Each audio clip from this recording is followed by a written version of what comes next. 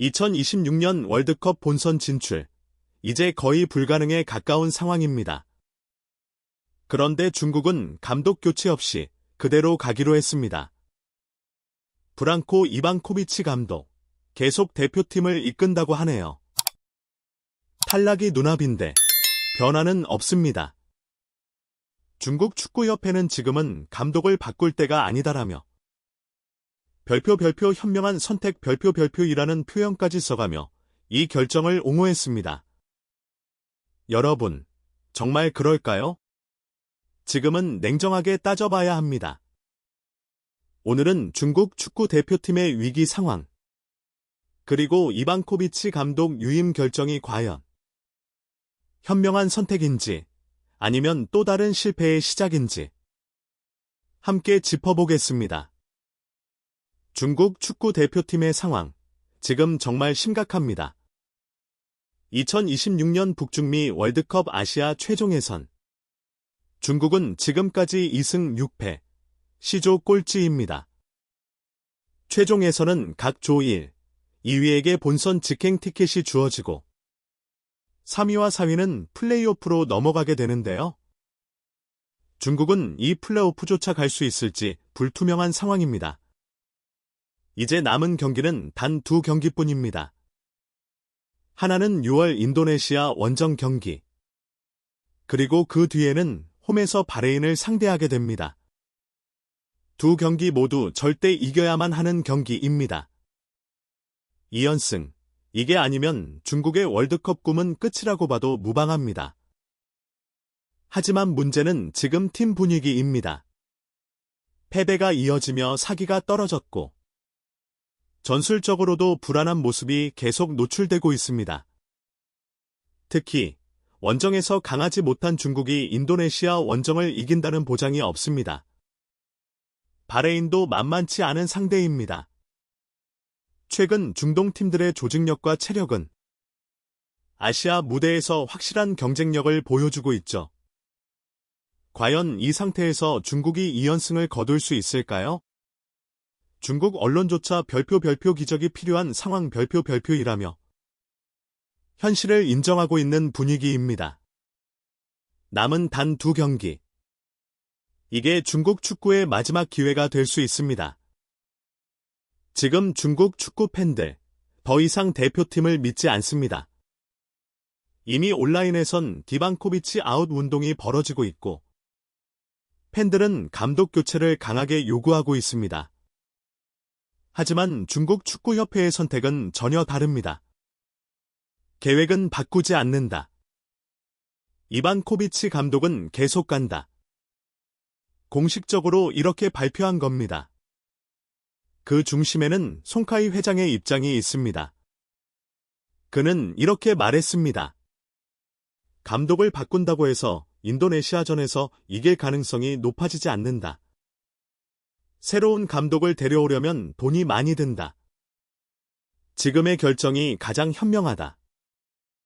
말 그대로 현실적인 이유들을 들며 이방코비치 감독 유임을 밀어붙인 겁니다. 하지만 팬들은 묻고 있습니다. 지금 팀은 탈락 위기인데 이게 정말 현명한 선택이 맞냐? 고 말이죠. 지금은 중국 축구가 뼈를 깎는 각오로 변화해야 할 시점입니다. 그런데도 변화 대신 현상 유지를 택한 축구협회. 이 결정이 어떤 결과로 이어질지 많은 팬들은 벌써부터 결과를 예측하고 있는 듯합니다. 이방코비치 감독의 전술이 형편없다? 그렇게 단순한 문제가 아닙니다. 사실 중국 대표팀의 진짜 문제는 감독보다 훨씬 깊고 복잡합니다. 현재 중국은 수비 조직력이 제대로 갖춰져 있지 않고 빌드업 과정에서도 기본기가 무너진 장면들이 자주 나옵니다. 볼을 돌리다가 끊기고 전환 속도도 느리고 상황 판단이 느린 장면이 한두 번이 아닙니다. 여기에 더 큰 문제는 경기 중 선수들 사이에 리더십이 보이지 않는다는 점입니다. 누군가 흐름을 읽고 팀을 이끄는 중심이 없어 보입니다. 이런 상태에서 감독 한 명만 바꾼다고 과연 무슨 변화가 일어날까요? 사실 중국 축구는 지난 수년 동안 감독을 바꾸는 데만 집착해왔습니다. 결과가 안 나오면 감독 탓, 또 교체. 하지만 정작 중요한 선수 육성 시스템, 전술 철학, 대표팀 운영 체계는 제대로 바뀐 적이 없습니다. 이번에 감독을 유지하기로 한 결정.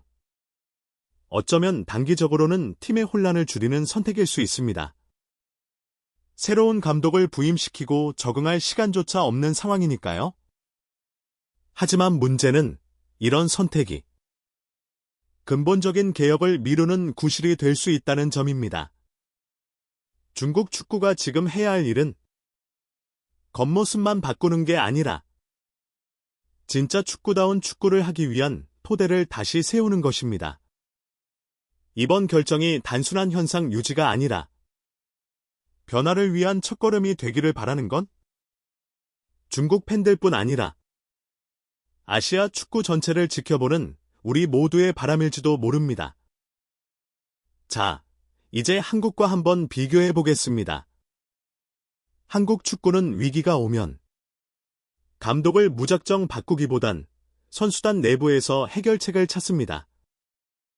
전술을 유연하게 바꾸고 젊은 선수를 과감하게 기용하죠. 경기에 필요한 변화가 생기면 빠르게 대응하는 유연함과 실용성이 있습니다. 그리고 무엇보다 중요한 건 대한축구협회 자체가 데이터를 기반으로 움직인다는 점입니다. 전술 분석, 선수 관리, 체계적인 인프라까지 모든 게 시스템 안에서 돌아갑니다. 반면 중국은 어떨까요? 정치적인 고려, 예산 문제, 그리고 당장 눈앞의 위기만 넘기려는 태도? 축구가 아니라 행정적인 논리로 팀을 운영하고 있습니다. 결국 이런 차이가 월드컵 진출이라는 결과에서 극명하게 갈릴 수밖에 없는 이유 아니겠습니까? 중국 축구는 지금 선택의 기로에 서 있습니다.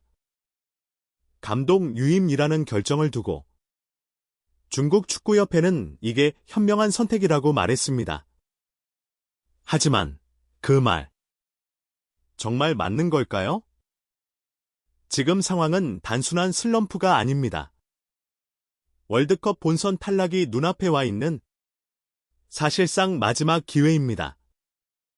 이럴 때 가장 위험한 건 아무것도 하지 않는 것일 수 있습니다. 변화를 두려워하고 결정에 책임지지 않으려는 자세는 오히려 상황을 더 악화시킬 뿐입니다. 이번 6월 중국은 인도네시아 그리고 바레인과의 두 경기에서 결과로 모든 걸 증명해야 합니다.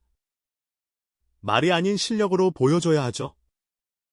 그때 가서 현명했다는 말을 들을 수 있을지 아니면 또 한 번의 무너짐을 보게 될지 지켜보겠습니다. 그리고 한 가지 분명한 건 이번 선택의 진짜 의미는 결과로 평가받아야 한다는 것입니다. 구독과 좋아요는 김준석 해설위원에게 큰 힘이 됩니다. 다음 영상에서는 중국 U-23 대표팀의 몰락을 깊이 있게 다루겠습니다. 많은 기대 부탁드립니다.